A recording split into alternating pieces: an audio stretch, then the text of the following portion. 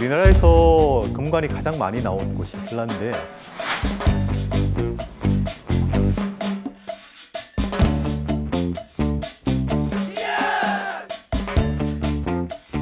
이게 100년 만에 모였잖아요. 앞으로도 100년 동안은 모일 리가 없을 것 같습니다. 네.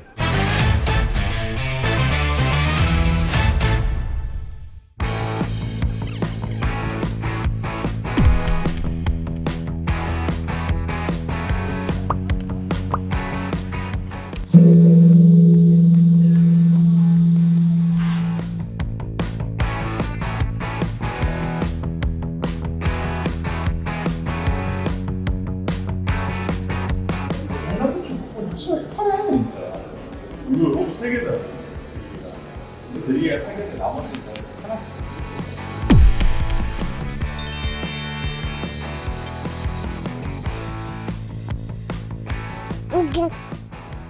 안녕하십니까. 반갑습니다. 소개 좀 부탁드릴게요. 안녕하세요. 국립경주박물관에서 큐레이터로 일하고 있는 김대환입니다.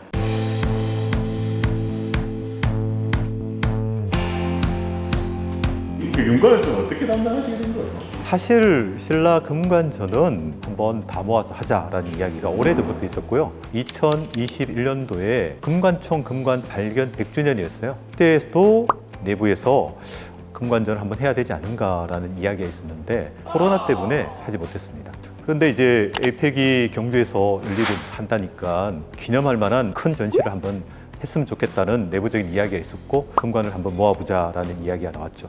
그래서 이번에 이렇게 성사되게 된 겁니다. 금관이라는 게 신라에만 나오는 걸 사람들이 잘 모르거든요. 그렇죠. 우리나라에서 금관이 가장 많이 나온 곳이 신라인데 신라는 총 6점이 나왔습니다. 일제강점기 때 금관총, 금룡총, 서봉총에서 금관이 출토되었고 광복 이후에 우리 손으로 천마총, 황남대총에서 금관을 발견했죠. 경주에서 이게 다 발굴이 됐을 거란 말이죠. 왜 국립중앙박물관 아닐까 청주에 가 있고 이런 거? 그런 질문을 하신 분이 굉장히 많아요. 예.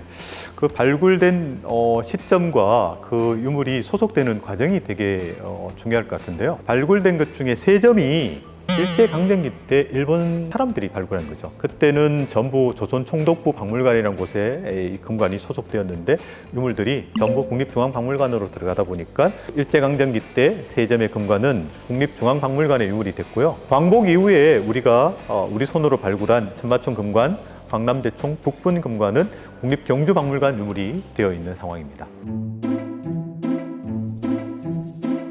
금관이 됐던 이유가 사실 되게 좀 금관에서 화려하기 때문에 그런 거죠. 예, 그런 이유도 있고요. 황남대총 북분 금관이 발굴로 통해서는 가장 확실한 오래된 금관이고 금관 머리띠에 달려있는 드리개, 수식이라고 하는데 수식이 3개, 6개가 있어서 참 예뻐요.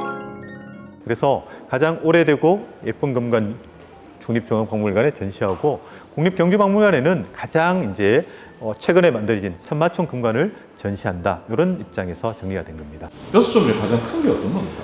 가장 크다면은 머리띠부터 그 세움 장식까지 높이를 이야기를 한다면 천마총 금관이 가장 큽니다. 큰 이유가 있습니까? 뭐 남자, 여자 뭐 이런 것들이. 아마 금관을 만들 때 그 디자인했던 장인들이 점점 더 화려하게 만들고 싶었나 봐요. 금판을 두껍게 오려내고 금판에 명락이나 고곡을 많이 달아야 되잖아요. 그렇다 보니까 높이도 높게 만들고 면적도 넓게 만들다 보니까 천마총 금관이 가장 크게 된 경우죠. 작은 금관은 그러면 가장 작은 금관은 도굴로 찾은 교동 금관이 가장 작고요. 발굴로 밝혀진 것은 금룡총 금관입니다. 그래서 두 개는 아마도 그 주인공이 어린 왕족이 아닐까 우리는 그렇게 생각하고 있습니다. 황남대총 북분금관 같은 경우는 사실 여성 승으로 추천되잖아요. 그렇습니다. 이 무덤 자체가 쌍분이에요. 하나의 무덤이 있고 옆에 하나 무덤이 붙어서 봉우리가 2개인 쌍분인데요. 발굴해 보니까 남분에서는 사람뼈가 나왔습니다. 이걸 체질을 인류학적으로 이렇게 과학적으로 계측을 해보니까 60세 전후에 돌아가신 남자의 뼈로 밝혀졌고요. 그 옆에 나중에 만들어진 북쪽의 무덤에서는 사람뼈는 나오진 않았는데 그 허리띠가 여러 점 나왔어요. 이 금으로 만든 금 허리띠도 있지만은 은으로 만든 은 허리띠가 있는데 거기에 부인의 허리띠라는 글자가 적혀 있었습니다. 그래서 고고학자들이나 역사학자들은 그 명문 글자를 토대로 해서 이 북분 무덤의 주인공은 여자다. 그러면 남부는 왕이면 북분에 묻힌 여자는 왕비가 아닐까 이렇게 추정하고 있죠. 황남대총에서 발견된 금관인데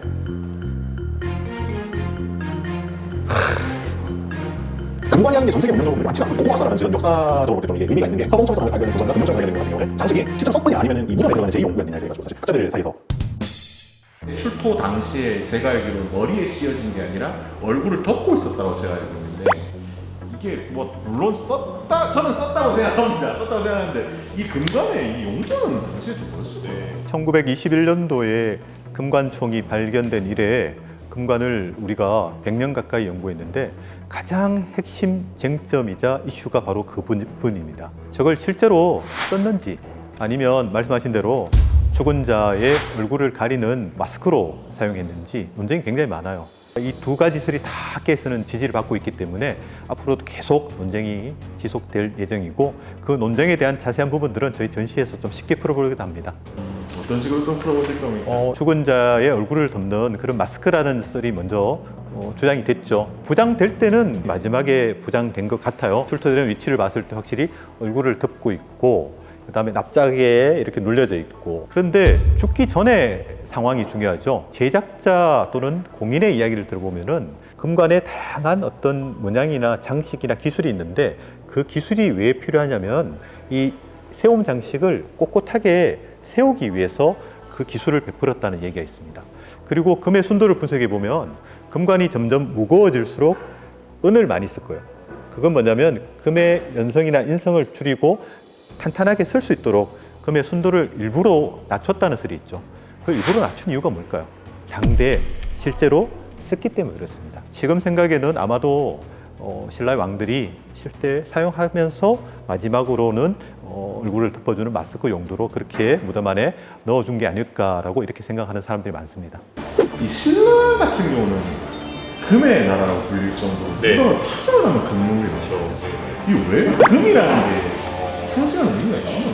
금은 뭐 흥미롭게 우리나라에서 고구려, 백제, 신라, 가야 전부 다 황금을 많이 사용했습니다. 근데 유독 신라에서만 이 황금을 가지고 금관부터 해서 허리띠, 귀걸이, 팔찌, 반지를 다 만들었었는데요. 신라 왕들이 좀 독특했던 것 같아요. 다른 나라와는 좀 다르게 신라의 지배자, 통치자들은 자기들의 어떤 권력이나 이런 것들을 과시하기 위해서 유독히 황금에 주목을 했던 것 같아요. 평소에 그러면 금관은 좀 관리가 어떻게 되고 있습니까? 평소에 금관은 주로 전시가 많아요. 황남대총 북분 금관은 국립중앙박물관에 빠질 수가 없는 유물이에요. 그리고 천마총 금관도 경주에서는 빠질 수가 없는 유물입니다. 청주 국립박물관에 전시되고 있는 서봉총물도 탕설 전시 계속하고 있고요. 나머지 금관들은 가끔 외부 특별전에 나가기 위해서 대기하고 있는 경우가 많은데 외국에서 항상 금관을 보내달라고 합니다.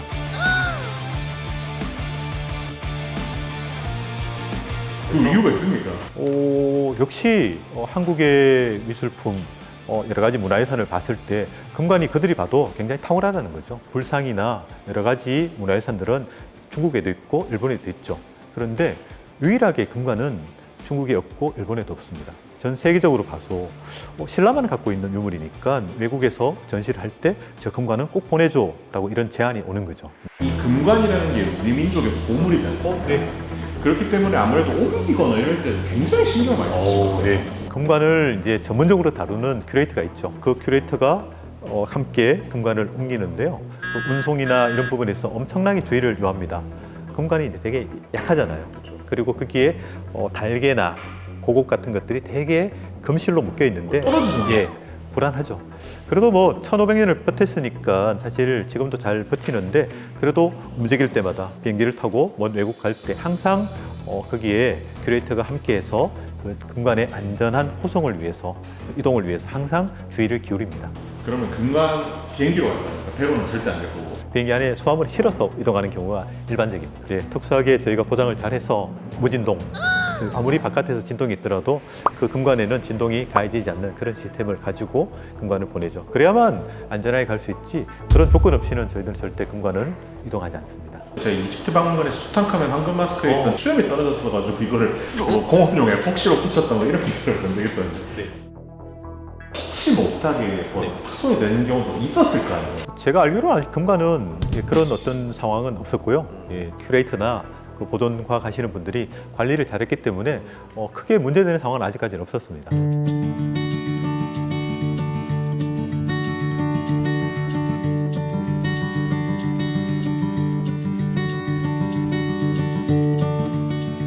이렇게 소중한 금관을 보실 때 뭐 매일 보실 거 같은데 보시면 좀 느낌이 어떠세요? 물론 관람객들하고 마음이 같을 때도 있죠. 정말 대단한 유물이다. 예. 하지만 또 힘든 게 있죠. 저 유물을 이제 관리하고 보존해 가는 입장에서 혹시 문제 생기지 않을까. 특히 진열장 안에 있을 때는 별로 걱정이 되지 않아요. 근데 그걸 꺼내서 이동하고 사진도 찍고 이렇게 뭔가 변화를 줄 때 사실 전날 잠이 안 오죠. 잠이 안 올 정도로 힘들고 그 다음에 넣어놓고도 며칠은 잠이 안 가요. 새롭게 넣었는데 혹시 일이 있을까 봐 이런 식으로 해서 한 일주일 정도 지나면 이제 마음이 좀 편해지죠. 그리고 이제 가끔씩 이제 경주 지진 같은 거 날 경우에는 이제 굉장히 좀 불안하고. 유기물로 된 유물이라든지 이런 것들 같은 경우 틀림없이 손상이 갈 것 같은데 그런 거는 좀 이렇게 보관. 유기물 같은 경우에는 주로 전시할 수 있는 것만 전시하고요. 참화도 같은 경우죠. 그런 것들은 특별 연시 기간에만 공개하고 나머지는 과학적인 보존 시설이 아주 좋은 수장고에 따로 모셔놓습니다. 금관 같은 경우에는 이제 1500년 동안 사실 금의 변화가 잘 없잖아요. 그래서 최대한 바닥에 지진을 막을 수 있는 면진대라는 시스템을 두고 지진이 오더라도 금관은 최소한의 어떤 영향을 줄 수 있는 그런 시스템을 저희들은 항상 구축해 놓고 있습니다. 에이펙 정상회의에 맞춰가지고 일단 6점이 다 한 자리에 모였는데 역사는 처음이잖아요. 그렇죠.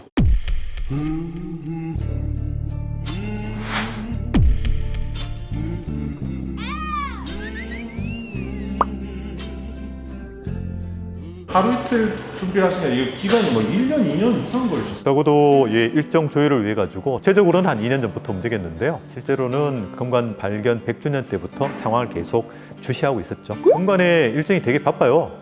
독일도 갔다 왔고 또 다음 전시에 또 나갈 준비가 있고 항상 나가면 금관 상태가 좋지 않으니까 쉬었다가 나가야 되거든요. 사람처럼.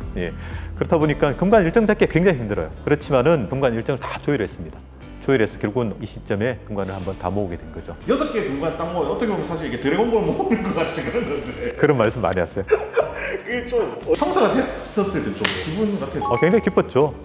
내부적으로 도와주신 분들한테 굉장히 감사하고 있고요. 금관이 경주에서 발굴이 되었잖아요. 박물관이나 문화유산을 다루는 사람 입장에서는 굉장히 중요한 게 그 유물은 그 장소에 전시되는 게 가장 좋다고 생각합니다. 그래야만 장소성이 있고 그리고 유물만 보는 것이 아니고 그 금관을 보고 가까운 천마총을 가서 그게 출토된 유적도 봄으로써 뭔가 문화유산에 대한 입체적인 이해가 가능하죠. 그렇지만 1921년 금관총 금관이 발견된 이래 한 번도 경주의 유물이 다 한꺼번에 모여보지 못했다는 이유가 있기 때문에 이 장소성을 가지면서 금관을 전시할 수 있는 이런 기회 이걸 얻었다는 면에서는 굉장히 의미가 있고 관람객들도 아마 따로따로 흩어져서 보는 것보다도 한 곳에서 이 6점을 동시에 비교해 본다면은 금관의 각고 다른 점들이 명확하게 드러날 것 같아요. 그거 위해 가지고 뭐 리모델링도 하고 막 그러신다면서요? 그렇죠. 새로 금관에 오시니까 방을 또 새로 만들어 드려야 되죠. 왕에서 그런 건데. 그렇죠. 소위 말해서 흩어져 있던 신라 왕족들이 서울 살던 청주 살던 이사 갔던 왕족들이 다 모이는 거잖아요. 100년 만에. 그래서 그 궁을 하나 만들어 드려야죠. 화려하게 지으실 겁니다. 화려한 방에 금관을 넣기보다는 미니멀한 공간에 금관을 넣어서 오히려 금관에 좀 더 사람들이 이렇게 주목할 수 있도록 그런 전시 디자인을 구상하고 있습니다. 6개가 있다 보니까 어느 게 더 중요한지 이게 헷갈리는 경우가 생기는 게 있잖아요. 이번 전시에서 큐레이터들은 명확하게 제안을 할 겁니다. 이 전시를 어떻게 볼까? 금관을 이제 보는 방법이 다양한데 제작자의 관점에서 한번 봤으면 좋겠다. 장인, 만드는 사람이 이걸 어떻게 디자인하고 어떻게 전통을 따르고 어떻게 파격적인 어떤 변화를 줬는지 그걸 아마 우리가 잘 설명할 겁니다. 두 번째는 아마 이걸 직접 쓴 사람들 아니면 이걸 얼굴에 씌웠던 사람들 주인공에 대한 이야기를 좀 할 겁니다. 금룡총은 불쌍하게 일찍 죽은 어린 왕족이고요. 황남대총 북부는 이제 왕비잖아요. 천마총 같은 경우에는 아마 왕이라기보다는 왕보다 좀 급수가 낮은 사람이고 마지막에는 아마 그 발굴된 이야기 천마총 발굴도 되게 재밌잖아요. 그 황남대총을 발굴하려다가 무덤이 너무 크고 하니까 작은 걸 파다가 실험용으로 파다가 금관이 나온 거잖아요. 예. 그리고 그 이후에 100년간 금관을 연구했던 우리 연구자들이 어떤 걸 밝혀냈는지 이런 얘기들을 담아서 전시법을 제안하려고 하고요. 그래서 이런 디테일까지 좀 신경 쓴다 이런 것도 있어요. 금관은 여러 가지 전시법이 있는데요. 최근에 유행하고 있는 것이 진열장 밖에서 자기가 직접 이렇게 한번 서보고 찍는 게 되게 유행이 됐어요. 그런 디테일한 전시 공간은 마련하고 있습니다. 그러면 천마총만 지금 그렇게 돼 있었는데 6개 금관이 다 그럼 그렇게 해요? 비밀입니다. 첫 금관이 발견된 네네. 이후 104년이 지났는데 처음으로 모여요. 그쵸, 처음입니다. 어떤 의미가 있을까요? 이게 100년 만에 모였잖아요. 앞으로도 100년 동안은 모일 리가 없을 것 같습니다. 그렇다면 이 전시는 내 생애 유일한 전시고 이번 생을 살지 못했던 사람은 영원히 볼 수 없는 전시고 그렇죠. 100년 만에 하는 전시, 앞으로도 100년 동안 없을 전시 꼭 보시길 권해드립니다. 너무 금관 얘기만 하는 것 같아서 경주박물관에서 이건 꼭 봐야 됩니다. 많죠. 네, 너무 많아서. 저는 예전에 왔을 때 그 삼화령의 그 부처상 있었잖아요. 네네네. 전 그게 너무 그렇죠. 좋았었거든요. 애기 부처도 귀엽고요. 네네. 저희 미술관에 가시면 약사열의 불상이 있어요. 예. 요즘 스트레스 많이 받으시잖아요. 약을 들고 있기 때문에 거기 가서 나 스트레스 많이 받고 있어요. 나 좀 편안하게 해주세요라고 마음 편히 기도하시면 서울 올라가는 길이 굉장히 편하실 겁니다. 저희들이 그런 문화유산을 이제 전시하고 하면서 자부심도 되게 중요하지만 지금은 그런 어떤 자부심만으로 그 관람객들에게 어필할 수 없다고 생각되고요. 세상이 워낙 빨리 바뀌잖아요. 젊은 친구들한테 어떤 이 과거의 오래된 이야기를 전달할까 그게 참 고민 중에 하나입니다. 네.